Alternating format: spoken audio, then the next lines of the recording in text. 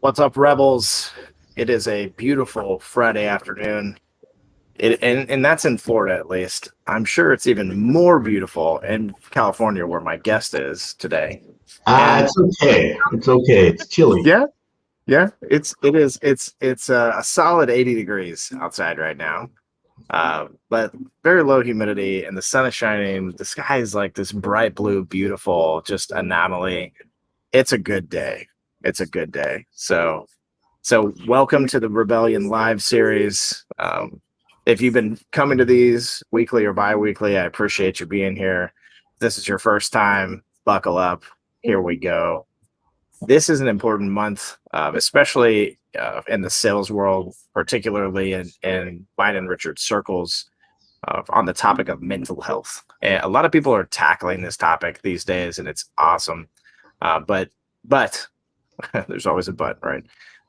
Richard and I want to take it to the next level for y'all today and allow you, everybody here, the opportunity to ask some questions, voice some feelings that they have as well too, but also to hear the stories behind the scenes. And we're going to start with Richard's. And Richard, I'd really love for you to take us back to April 8th, 2019. And when I say love to, I mean for the sake of the audience and the sake of the story itself and the learning that comes with it. So if you can dial back to that day and tell us what was going through your head, your heart, and all the things that were happening around you that were influencing the story that you tell, from that fateful moment.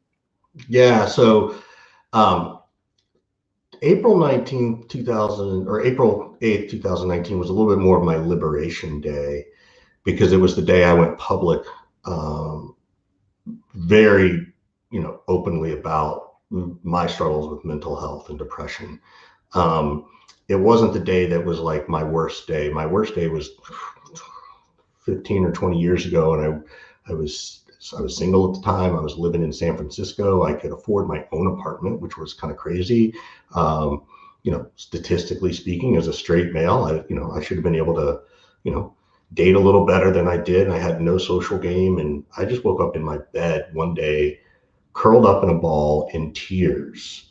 I'd driven myself into work, 10, 11, 12 hours a day. It was very successful, but I was just miserable. And so I called my mom, as most, particularly a nice Southern Jewish boy would do is, Mom, what do I do? And, her first reaction was, well, come home, move back to Georgia. And one, I was never moving back to Georgia. Number one. Number two, no offense to anybody in Georgia, but I wanted to leave that was a whole other story. And I said, I can't do that. And she said, well, what do you mean? I said, if I leave San Francisco, the city wins. And, and that was a big moment for me. So she found someone who had knew somebody out here. So I started doing therapy. Eventually after a lot of reluctance, I started doing medication, like healthy medication, not self-medication, and work myself, right? Work through my bullshit. What happened in April a couple of years ago was that I just and people knew, like, I was pretty vocal, like, yeah, I see a therapist, right? I didn't really sort of tell the whole story, but they're like, oh, okay, cool. A couple of years ago, my friends Tim Clark and Lindsay Boggs had started telling their story, and they created this company called Uncrush, or this nonprofit. And I said, hey, if you ever want me to tell my story or I can support, let me know. So I wrote my story, and I talk about what my worst day was. I talk about, my experience with depression and anxiety. I consider myself lucky with my depression. I consider myself lucky because I never wanted to hurt myself. I never wanted to hurt others. I just had a general sense of sadness. I walked around like I had 10-pound weights on my feet every day. I could move, I could function. Um, but that was, it was hard. And there was this general pulling, like a string was on my heart, holding me down inside my body. That's for me, how I describe depression. Socially, it felt like even if I was in a conversation, I felt like I was watching the conversation through a window pane. So even though I was in that conversation, Dale, if you and I were face to face in the human world where we're not on screens, um, I would have an out of body experience throughout that conversation. So that was my depression and sadness. And so I just, once I realized that I can make it my superpower, and I decided to share my story, and I realized, how much love there was in the community. Family and friends. I posted on Facebook. I posted on LinkedIn. I posted it in all these places, and over time, I think I've kind of been, described as, the sales guy who's unafraid to talk about mental health. So I'm going to pause there because I could go on, but that's the short version, by the way. Like there's a much longer version. Yeah, for sure. The first question that comes to mind, thank you for sharing that, Richard. The first question Sure. that comes to mind is why, from your perspective, why do you think that it takes some people a very long time of suffering through the silence of things or in a Yeah. small circle? Why do you think it takes some people so much time before they're able to be comfortable and talk more about it? Well, there's a stigma, right? There's a stigma of even wanting to admit it to yourself. Like I'm not that person. And the biggest stigma is, but I'm not a crazy person, right? I think, and particularly in sales, right? And there's some studies coming out, one I participated in, but particularly in sales, we're already so hard on ourselves. We never give ourselves credit for the win. We only give ourselves, minus points for the losses. We never give ourselves a positive point for the win. We're not allowed to do that, which then means you just accumulate a lot of negative points. So we're sort of predisposed or conditioned, or in some cases wired for that. And so there's this stigma that, oh my gosh, I'm going to be one of those people, right? And because I think people confuse mental health with mental illness. There's a huge difference, right, between mental health and mental illness. Yes, depression is a mental illness and it has variations of it, right? Just like, there are kids on the autistic or people on the autistic spectrum, and there's, it's a big spectrum, right? Like it's not just one thing. Um, so I think there's a stigma internally. I think we've been conditioned to not talk about these things. I think particularly men have been conditioned to not talk about these things because it's not manly. So I think that's a big piece of it. And then there's the stigma of, well, what happens? Because there's a big unknown. Oh my God, does that mean I'm, going to go nuts? Does that mean I have to start taking medication? Does that mean I have to go check myself into a facility? Like all those, like, our minds just go rampant.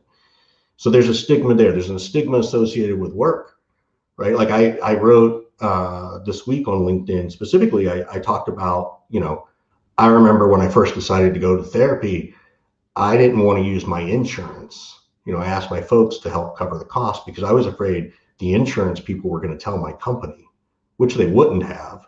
But that the stigma was so great, I didn't want it getting out. Um, and just over time, I was able to challenge that journey for myself. And I think by talking about it, one, it's healthy for me. Two, I think it, from what I've been told, it helps others. So anyway, I'll stop there.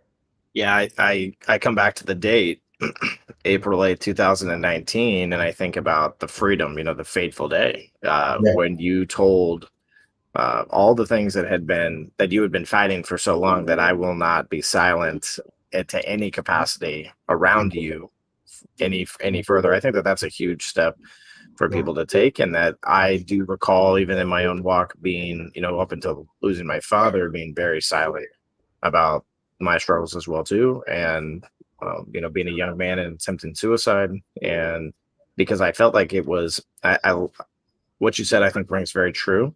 And I think to some extent too, and I love your thoughts on this, that how I related to it when I was listening is that when I thought about it, and I thought about, what would happen if I told people, I thought that people would think, ooh, um, I don't know if I want to hang out with that guy, or, Totally. man, I thought it was better than that, Yeah. or, something that could even be like a very small emotion to some people, and Yeah. not necessarily be like hate, but just enough to where, like, now when you hang out with people, they have to walk on eggshells with you, or they have to be careful about, making a joke around you, or and for my personality and for who I am, like, I never wanted any of that. I never wanted people to feel that way, because I that's not really where my depression stems from. It's a Right. sadness more than it is someone making fun of my beard, right? and Right.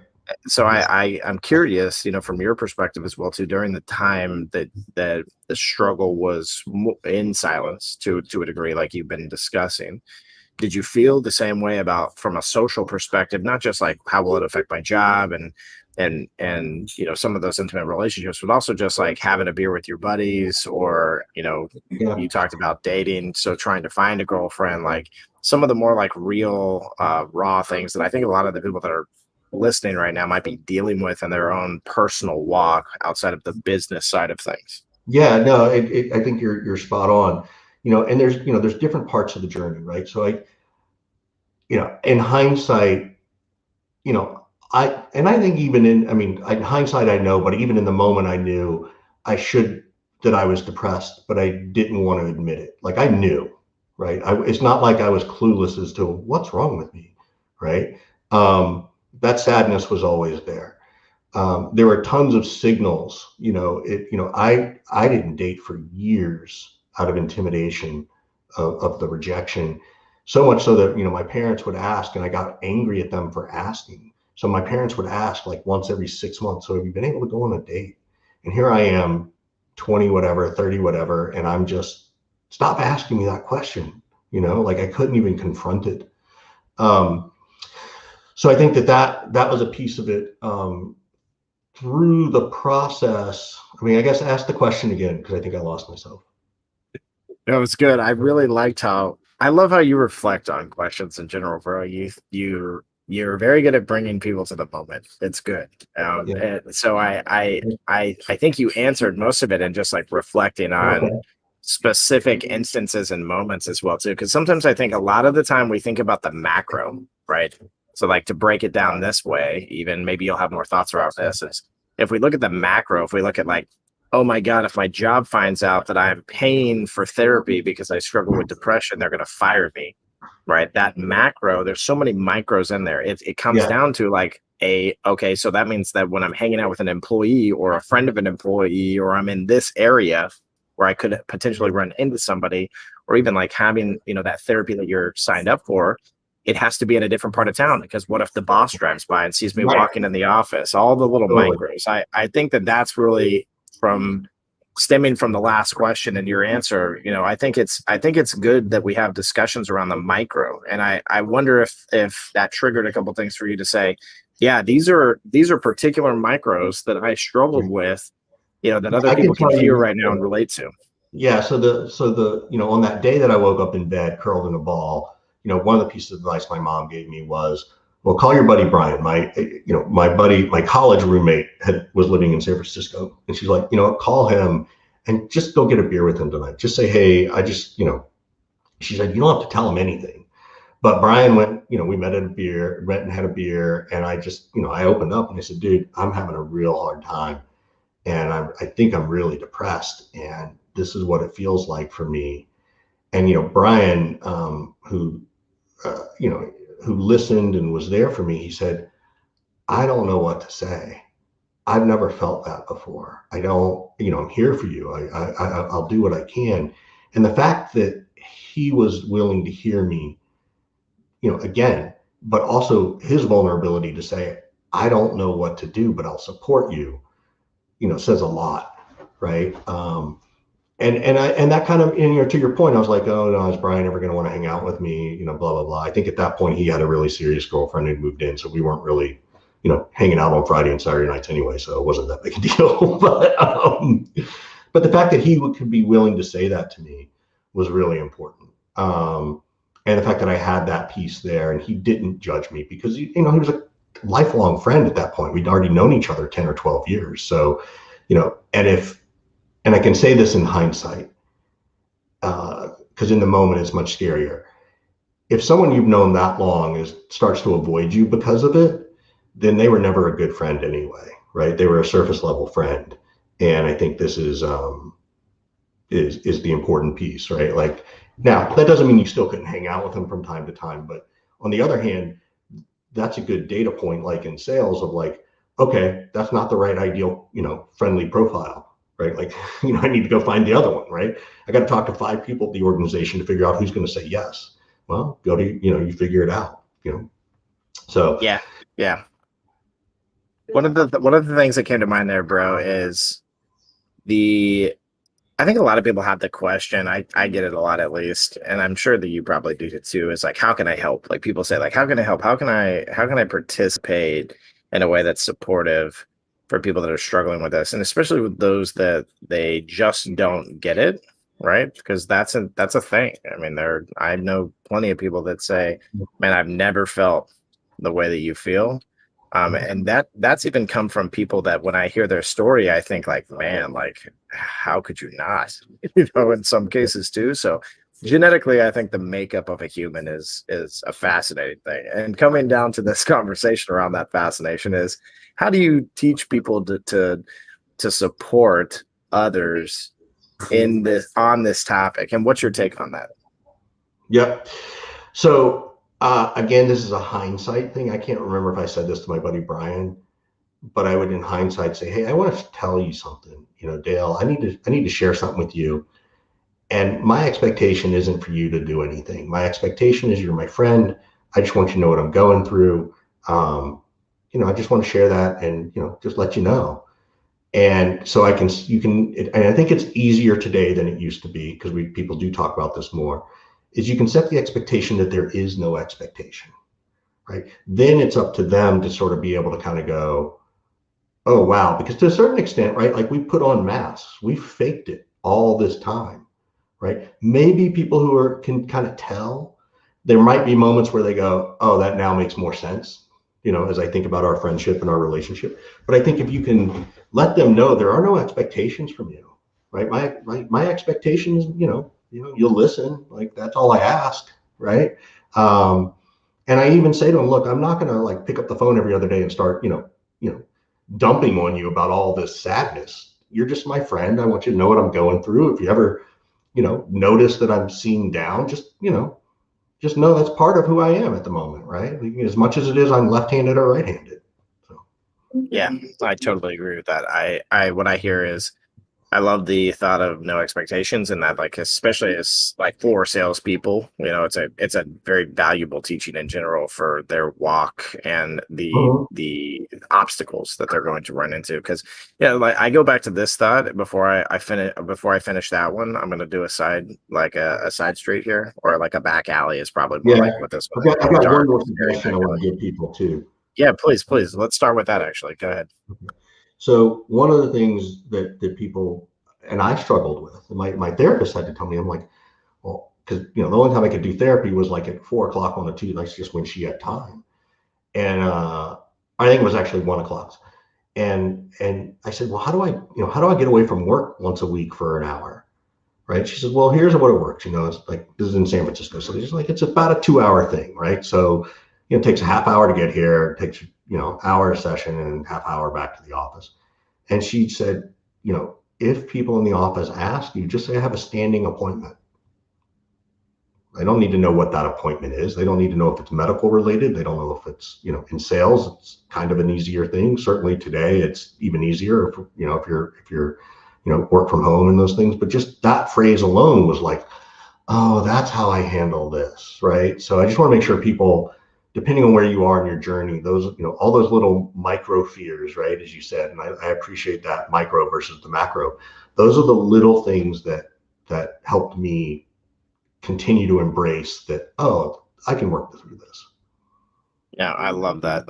Because I do think it is important that people, when people are on this journey, and those that are listening right now, or those that have been on it, that we are very vocal about to ourselves about what's going on, but that it's also that we're in an understanding of that it's okay if not everybody knows. Yeah. And the purpose of saying that out loud is to really allow people to set themselves free from the shackles of saying like, well, at what point, when am I going to tell people? Like that part of it doesn't matter as much as you working through what's going on and getting You don't yourself have to to a tell. position of being Right. able to tell people if that's what you want. Exactly. You're not obligated to tell people the details behind it. You're not obligated to tell people that you have it at all. Your only obligation, and I think is, am I willing to be accountable to myself and not go through this therapy and not really go in deep, right? Because we all Right. know when we do it. We all know when we're avoiding the deeper part, when therapist takes us there. One of the things I wanted to comment on Katie's comment, which is, leave your personal life at home.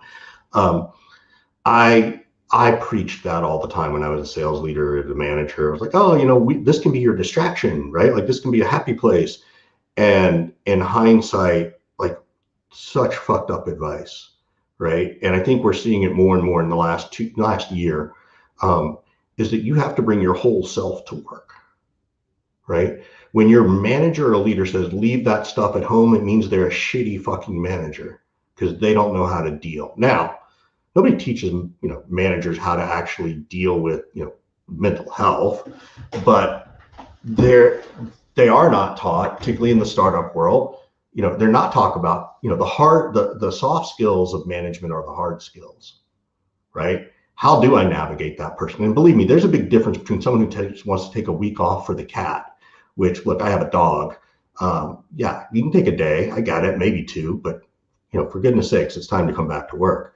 If it's my grandmother, yeah, you go spend time with your family, right? I'm more than happy to give you more than the 3 days bereavement, right? So anyway, that's the one thing I want to make sure people that you have to bring your whole self to work, which is what we're seeing now, right? Like that's what's happening. You're seeing it where organizations are realizing it. They're like, oh shit, people are bringing their whole selves to work, and we've never been able to do that. We've never allowed that, right? And that's it's interesting because that's even when COVID started before George Floyd. There was a lot of conversation, I think, with you, Dale, and me, and Scott Leese, and some of our peers that, company employees are going to remember how the companies treated them through COVID. Employees are going to be like, the employees that were able to hang on to their job, even if their company was treating them like shit, they're going to be the first to leave now that the job market's opening, right? They're going to be like, you guys are assholes, right? And that doesn't mean they had to go through layoffs. Like if they really had to go through layoffs to save the organization, I got it. It's sucky. I don't want anybody to lose their job. That's different than them, pretend like it doesn't exist, or putting the pressure on to hit the number and all those kinds of things. So. Yeah, our society in general is very driven behind power and money and outcomes. And so I agree with you on that, especially through what we just experienced with COVID. I do remember all of our viral posts in 2020 saying things like warning people now before we even got there, like, hey, be careful. Your soft skills are going to be a big factor in what happens in 12 months from now or 24 months from now, whenever we're out of this thing, because people are going to be remembering all the things you said and the moments when you shouldn't have said them in the first place. So a couple of things I want to come back to. One is this identity of meeting people where they are. Which is one of the things that I really heard you talking about from the perspective of your way. I really learned that phrase from you. I really love it. Well, and I want you to talk about it more. I appreciate that. I want you to talk about it more, though, because I think the way you just articulated it to a few questions back, and how it's kind of coming into this identity, even of like, how does your boss treat you? How does your manager treat you? But also, like, how do we meet people where they are too? And so this is going to be a twofold question. One is helping others to see how they can meet us, right? If we block things off, and then this isn't about saying that you have to tell somebody you're struggling with depression in order to get them to meet you. This is about being able to articulate and properly walk people into the moments that they need to meet you in, not like with detailed instructions, but again, if we think micro, if you tell somebody I'm struggling with depression, their mind, like you said earlier, goes straight to this, like, oh, you have a mental disease and you need a psychiatrist, like one of the comments talked about, which, bro, I can't see that we're connected, or ma'am, whichever one you are. That is a terrible story about your family member laughing at you after telling them about your struggle. And I just want to say out loud that you have communities. The Uncrushed community is a great community to head to, where Richard is a part of, and Tim Clark, and then the Rebellion community is also here for you as well too on these subjects. Please reach out to us. We're happy to lend the ear and meet you where you are. But again, coming back to how do we help people instead of just like going to this macro, how do we start with the micros to help people to meet us where we are? And then secondly, how when someone isn't meeting us where we are, what is your advice around, because we can say all day, like, quit your job, but there's a lot of people that are going to be listening that go like, I can't do that. So, that's not an option. So what does that look like for you, bro? What kind of advice would you give around those two things? All right, so there's two questions you're asking. I want to make sure I think it through. So the first one is, how do I meet someone where they are? And then you're gonna have to remind me of the other question because So let's do the micro. Let's yeah, start with the first one. So helping someone to meet us where they are, where we are from a micro level, instead of just like, hey, yeah. I So I struggle with think depression. Right. so. One, I think the first step is, are you willing to meet yourself where you are, right? Like, and that can take time, right? It's okay. You don't need to like walk out of this conversation and go, okay, here's what I'm going to do. Now, if you do, I'm all for it. Like, I don't want to tell anybody not to do it, but it takes time to get to that point of, I'm ready to have this conversation with myself, or I'm ready to admit I'm ready to have this conversation. It doesn't mean you're even going to start the conversation, right? And I don't, again, I've luckily not been a substance abuse person or had an addiction, or gambling addiction or sex addiction, whatever those, whatever people have. But there is this sort of willingness, like that is sort of the step one, right, of a lot of 12-step programs, is like, okay, you're just willing to admit that there's this power that is, for whatever reason, hanging over you. So that to me is first step, is meeting yourself where you are. And it could be even, I need to think about where I am, right? That, again, you don't have to admit that you're at a certain stage. The other thing is, I also think, when you reach out to those friends, if you're ready to make that stage and make that step, I think it is a little bit like what I said of like, hey, I need to share something with you. And, I don't want to freak you out. I'm not trying to do this. Here's what I'm struggling with. And I don't know. I just felt like I could trust you with it. Right. And I hope I can. Um, Rarely are people, I mean, granted, this woman had the person laugh, and I haven't actually answered. I have an answer for that too, which is so sad that someone would do that. Um, so I think just being there at this stage of when you're ready to talk about it, to share that, hey, I want to share something serious with you, and here's my, and my expectation is nothing. My expectation, I'm just going to share it, and I'm going to let you, absorb it. So that's one way. If it's about you, if it's about someone else, it's as a leadership and a sales manager, it is like, you know, you know, how are you doing? Like you seem a little stressed. I don't want, I'm not here to pry into your life, but I'm here. I care. And you kind of have to let them decide if they're willing to go there, right? And if they're like, no, I'm fine. Like, okay, well, if you ever want to talk about something, let me know, right? I think in a leadership perspective too, it's, in the old days, when you were all in an office, those were the good walk and talk one-on-ones, not the sit behind a power desk, right? So getting away from the power desk, I think, is really important, if you're leading a team. So anyway, I'll sort of stop there on that. So anyway, so that is, what was the other question, Dale? Yeah, those are great thoughts, by the way, bro. I really appreciate all that. The second side of this would be people that are listening right now that are struggling with a toxic environment where people aren't meeting them where they are. Again, the typical advice is quit and do something else. And look, and I like, from a macro perspective, yes, I think the end goal is to leave and get yourself into a better place. But not everybody can just walk away from something that they're deep into. Maybe it's an 8-year relationship with an organization when suddenly there was a regime change or a shift in mindset, and things started to get crappy. So what, from a micro standpoint around people that are dealing with that issue, what are some of the first steps that people can take without just like quitting and risking getting themselves deeper into their depression because of finances, because of other circumstances? Right. No, I get it. And again, here's the thing in sales. You're always a free agent, always. And if you're hitting your numbers or delivering respectable numbers, you'll find a job, right? You will absolutely find a job.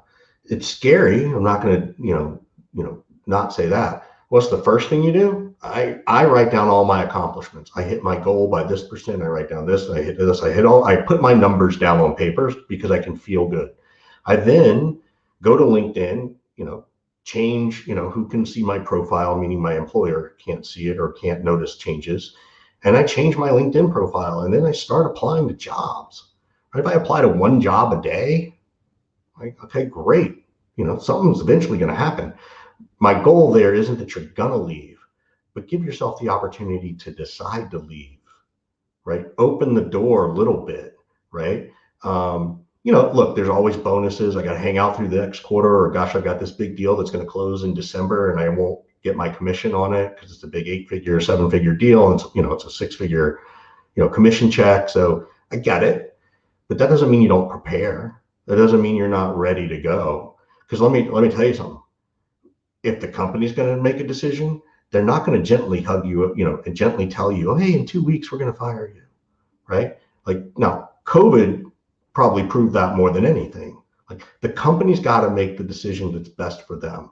You are your own limited liability corporation. You are your own LLC, your own S Corp. You're always a free agent. Now, there's a lot of, this is the macro conversation versus the micro, right? But, don't let those fears of what if prevent you from giving yourself the opportunity to see what you're worth, right? And that's and the grass isn't always greener. We know that, right?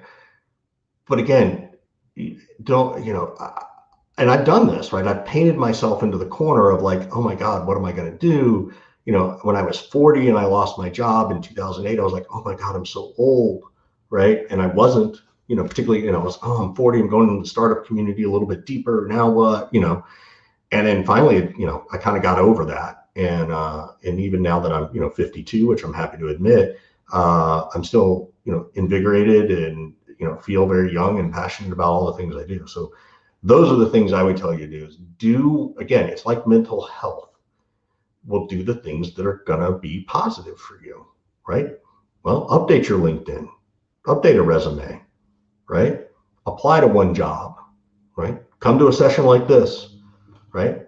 Go read something, go self-educate, go take a course, right? If you're not willing to, again, finances, aside, if you're unwilling to invest in yourself for your sales future and career, then, that's another part of the issue, right? Like, I had plenty of people come to me and say, hey, Richard, I want to do your online training. Do you have a discount code? And I'm like, it's $400, man. Like, I get it. I may not have an extra $400, but if you're not willing to invest in yourself, go buy a book, go do something else that's more affordable. But then that's a bigger issue. So, long answer, sorry. No, it was great, bro. And I do think that the micro of that is like, not to say that people shouldn't take the course, but like go get a $5 coffee and sit with somebody that you can talk to about these things. And like for sure, I hear what you're saying loud and clear, and I love it. Go get a 79-cent bottle of water at Walgreens, right? Yes. Yes. And because I think it is about it. Growth is for me and for the rebellion specifically, it is about community minded support that helps with that professional and personal growth. And because I believe that when we grow personally, we grow professionally. I know you feel the same way. But furthermore, I think so. James Moore said something in the comments here. Thanks for this, James.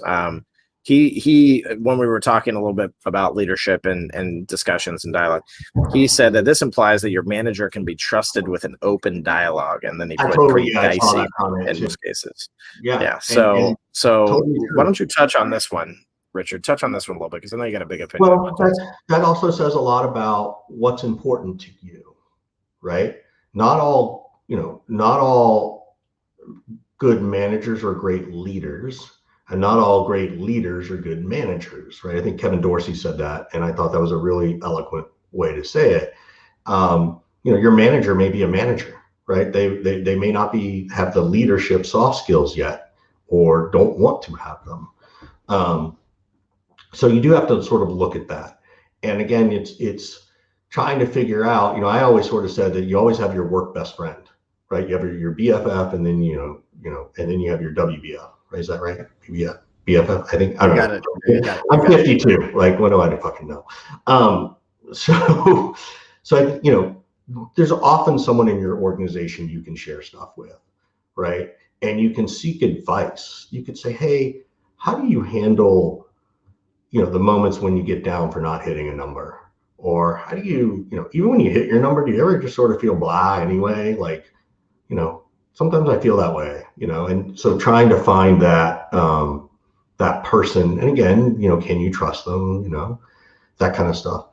Um, but these are also, I want to remind people, these are good signals, because if the signal you have is that this is not the right kind of leadership that you want or need, and then that's a signal for you to decide what to do with it. It doesn't mean you have to leave. I'm not suggesting that. But it's a signal for you to go, okay, now I know I can't go there. Well, where can I go? Right. So Right. it opens that other piece. Right. I know through my own therapy, I was always looking for a parental figure, mostly my father. My father he wasn't abusive. Like, there was no physical abuse, and he certainly wasn't a drunk or any of those things. But he was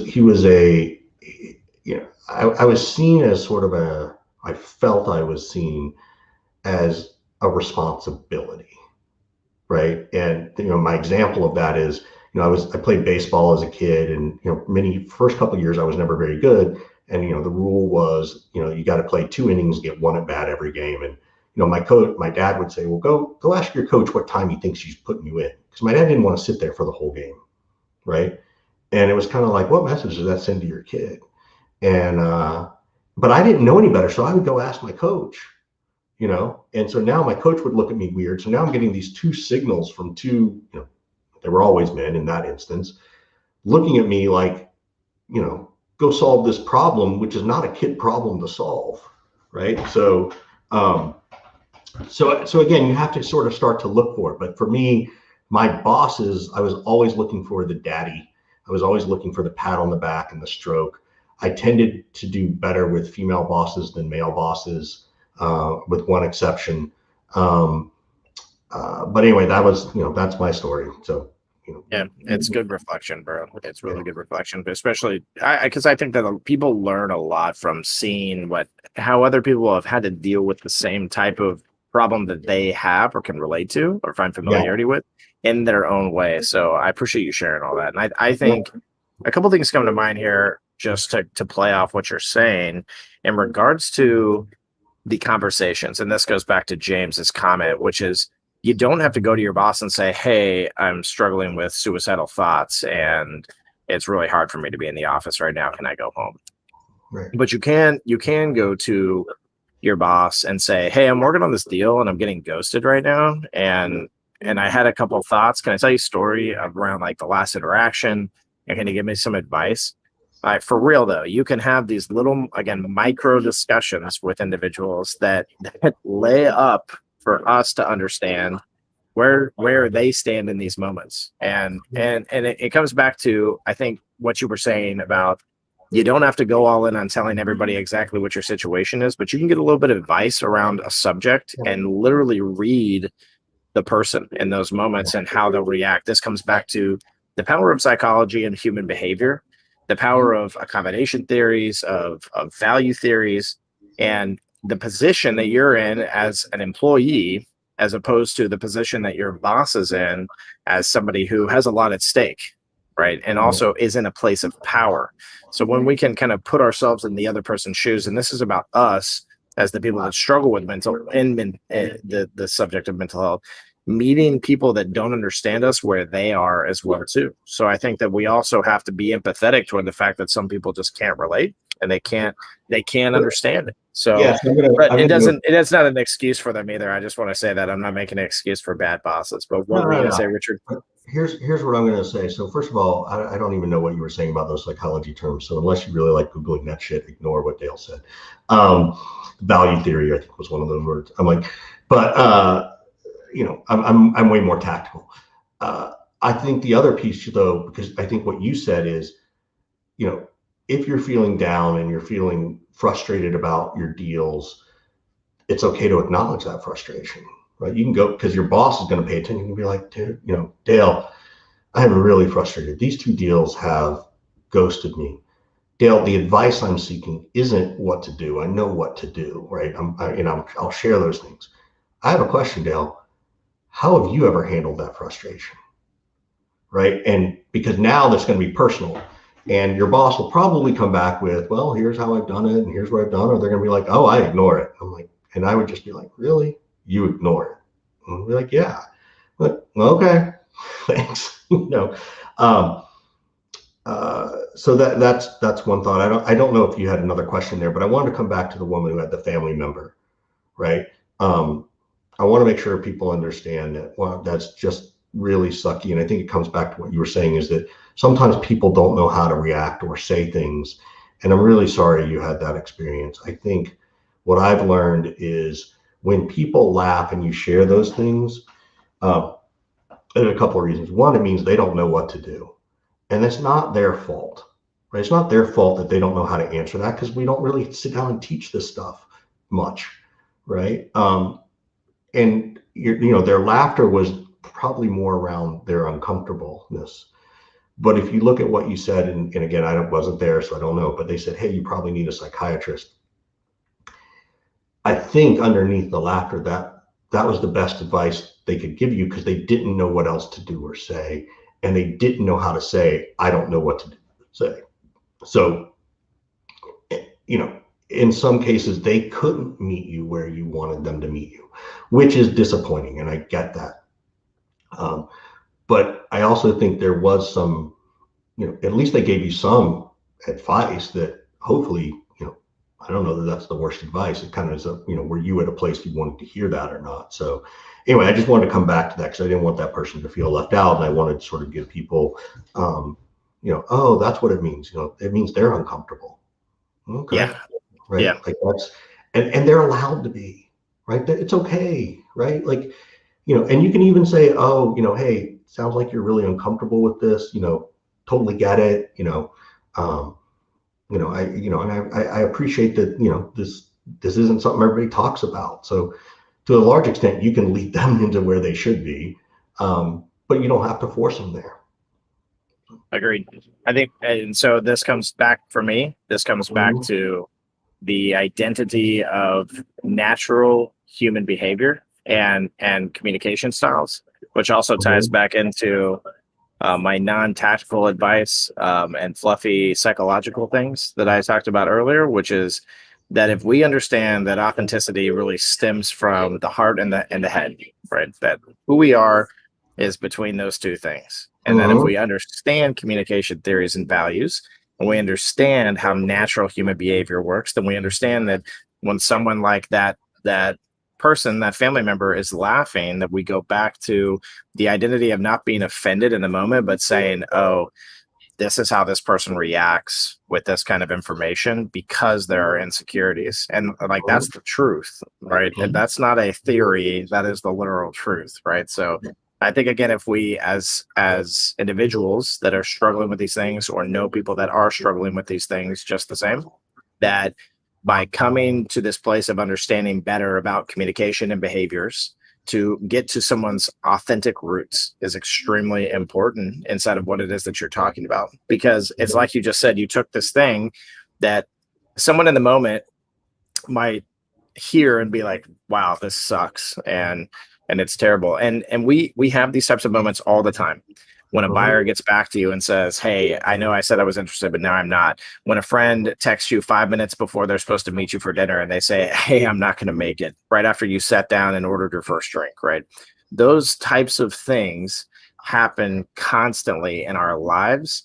And we have to sit back and recognize that we have to meet people where they are just the same. And so I would encourage the person that was sharing that story and being vulnerable, and it's greatly appreciated here, because we welcome it. We believe that it helps us to become better, and we believe that it helps you to release a little bit of the tension. But furthermore, it helps me to reflect for myself. This has nothing to do with the person that left the comment, but it helps me to reflect for myself the importance of, in those moments, leading with love and not saying, screw you and you don't get me, but instead saying, I'm just going to love you where you are.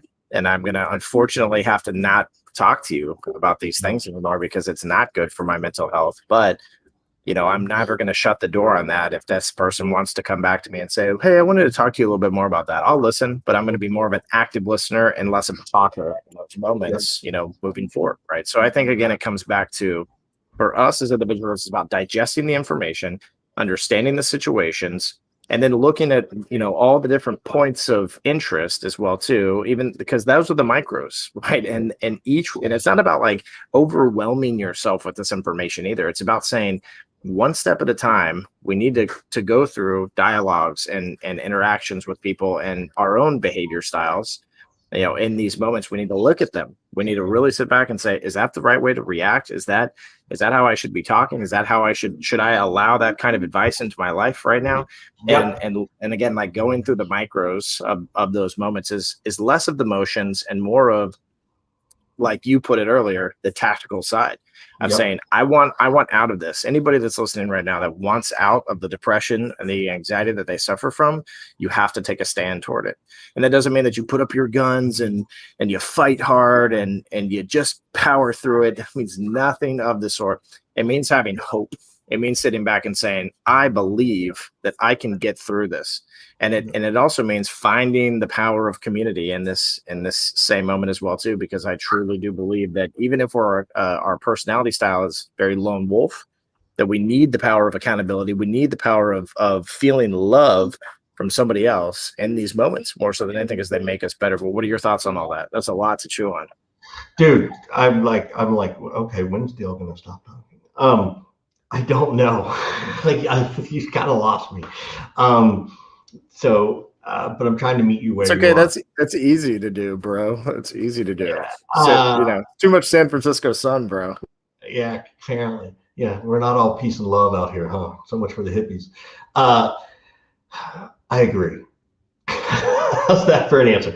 No, I think that all those things matter, and you have to look at those micro theses, and you have to look at it, you know, where you are, where they are, where your life is, and where you want it to be, right? And I think that's for me, that's how I kind of sum up what I think I heard, and recognize that no matter what you're thinking about yourself or others, you know, it doesn't matter if you're right or wrong. The fact is, you're giving yourself the self love, right? That's the one thing. It's the self care, right?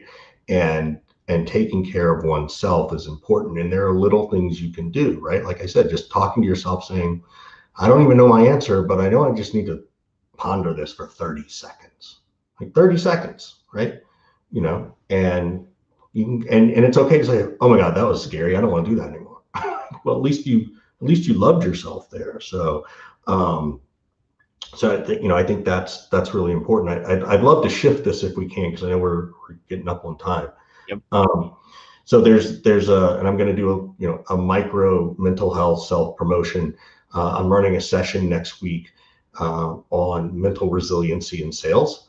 So it'll be another live discussion with myself. And if you don't know Jeff Risley from the Sales Health Alliance, if you don't know the Sales Health Alliance, it's all about salespeople and talking about mental health. If you don't know Tim Clark, who's the founder of Uncrushed, we're going through this. Um, so we're going to talk about it. But what's really cool, and this goes back to some of the leadership stuff, is it'll be out by the end of May. But we ran a survey of 700 plus salespeople from various titles and roles, and we were able to determine a correlation, not a causation, but a correlation between positive mental health and top performers. On top of that, we could find the correlation of the top performers who felt like they had a strong mental health was at an organization where it was okay in the organization to talk about mental health, and even a little bit more specifically, like around burnout, right? So you don't have to go in and say I'm depressed. You can say, man, I feel like I'm burning out, right? But there's an interesting correlation there. We also found some data that shows the folks who are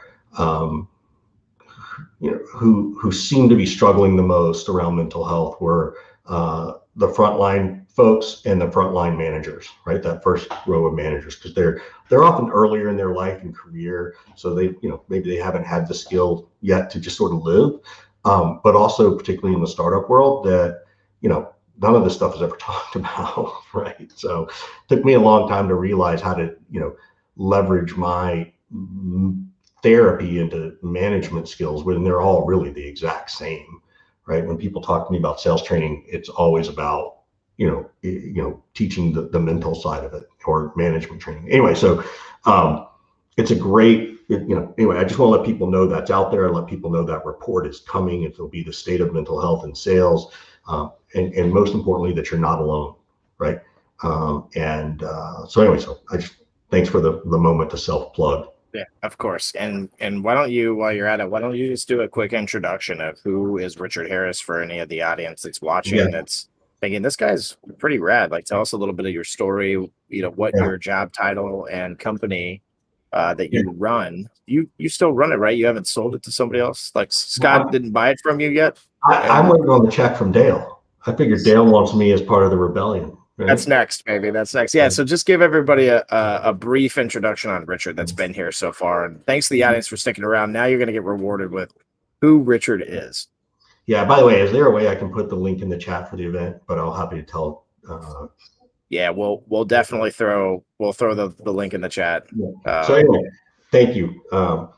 Thank you for letting me hijack for a moment. So what do? I am a sales trainer. I teach reps how to earn the right to ask questions, which questions to ask and when. I do it in all, what I call the three main parts of the funnel: prospecting, qualification, discovery, customer success. That's what I do. I have been doing it about 9 years, 10 years, not quite 10 years. I think next year is 10 years. And interestingly enough, I started it because I got fired. Actually, I got let go, I should say, and I got hugged out the door. They gave me nice severance and health insurance. And ironically, someone just called and said, "Can you help with this?" And I'm like, "Yeah." And all of a sudden, I had another client. That was my first client. I had a second client that, sitting on an airplane, coming back from Austin, Texas, from my first client. I sat down next to Nick Maida from Gainsight. They had like 15 employees. All of a sudden, I had a second client, and I fucked up on that one because I should have taken options. But so that was that's what I do. So probably 80% of my business is around the training and the coaching, and it's very tactical, kind of like this tactical advice we've given around mental health. Like, here's what you say when, here's how you say it, teaching the theory behind it, and then teaching, why it works based on human behavior and how people buy. So there's definitely some psychology in there. Another 10% of my business is sort of like the sales ops. Hey, help us write, our basic, our sales process, right? Help us figure out the staging and aging and the exit criteria and all those things. And then the last 10% is just general advisory stuff. Some companies are like, we just want to, talk to you twice a month and ask you advice on things. So that's what I do, and those are the pains that I solve, for those pieces. I don't know what else you want me to share. Yeah, can you tell us about a little bit more about Uncrushed? You've mentioned it a few times. I've mentioned it, but can you tell us just a little Yeah, bit so more about it? Uncrushed is a nonprofit. We officially got our 501c3 about a month or so ago, and so it's a place where you can go and tell your story, right? Or you can just go read a story. There's a ton of resources there. But you'd find my story about depression. You'd find Tim's story with mental health. We've had people who have talked about, what suicide was like for them. We've had a woman come on and talk about, as an adult, she shockingly, got the phone call that her husband and his brother were in a car accident. There was no drugs or alcohol involved. It was just one of those just bad things. And she ended up, if I remember the story correctly, she ended up getting an eating disorder from it as an adult, right? With 2 or 3 kids, I think with 2 kids, so here she is in her 30s-ish, probably. And struggling with her own mental health, and she's in sales, right? It's called Uncrushed because, we're supposed to crush our number, and sometimes the number crushes us because it's just a piece of it. So that is what Uncrushed is and does. We do special events like the one we're doing next week. We also have services where we go out and talk about mental health at organizations. So we'll come out and do a session on that. I'll also plug Jeff Risley at the Sales Health Alliance. That's exactly what he does as well. He's he's our data nerd around the research we've done. So a plug to the Sales Health Alliance as well. Awesome guys too. Big fans of them over here with the Sales Rebellion. So Richard, Appreciate the vulnerability today. Appreciate the conversation. It's always Yep. great chatting with you, bro. Absolutely a joy and an honor, I especially on a love it. Friday when I'm Yeah. about to hang out with my son and my wife at a random coffee shop in the middle of Florida. Pro tip for people that want to help their mental health: travel. Even if you don't like to do it, jump in the car and just take a drive. We're about an hour away from where we live, and we're headed about one more hour from here as well too, to stay in just this crummy little Airbnb on the side of a Nice. lake in flat Florida, right? And again, the thought is that the more that we allow our minds to expand, or the more we allow ourselves to be out of the moment when it comes to what we're struggling with and into the moments that we get to enjoy in life, I believe that it's one of the most helpful things. So Yeah. everybody out there in Rebellion Land, thanks for coming and joining Richard and I on during this conversation. We really appreciate it. Yeah. You know how to find Richard Harris. Hit him on LinkedIn. Check out Uncrushed. Be sure to definitely join the webinar. The webinar is next week on Thursday, 9 a.m. Thursday, which is May 9 19th. a.m. Pacific Standard Time, correct? Yes, it is Okay, 9. I'm sorry, it's Thursday the 20th, 9 a.m. Pacific. 9 a.m. Pacific, Thursday the 20th. Ladies and gentlemen, we will have the link in the chat for anybody watching this right now, in the comment section on LinkedIn. If you're on any of the other platforms watching this right now, please head to LinkedIn, check it out, but we'll put comments in each of the social sites so Cool. anybody can grab them. So, Richard, again, thanks for coming on, man. We really do appreciate you, and to all the rebels out there. Remember that if you're going through struggles, especially around this identity of your mental health, that there are communities out there that are willing and able and ready to support you and meet you where you are. Yeah. And remember that this is the idea and the identity of choosing to be a legend inside of what it is that you're building within your community. And rebels, never forget that legends never die.